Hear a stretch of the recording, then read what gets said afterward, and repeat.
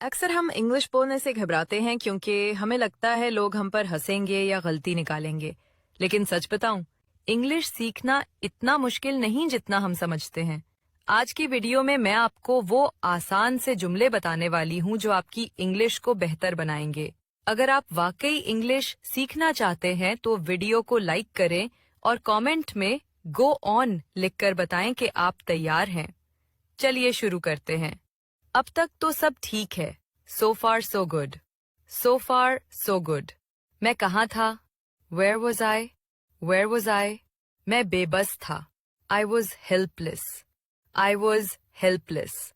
वो पीछे हट गया। He backed out. He backed out. तुम कितने अच्छे हो। So nice of you. So nice of you. इंतजार करो और देखो। Wait and see. Wait and see. घर पर रहो। Stay at home. मुझे फॉलो करें और वीडियो शेयर करना ना भूलें।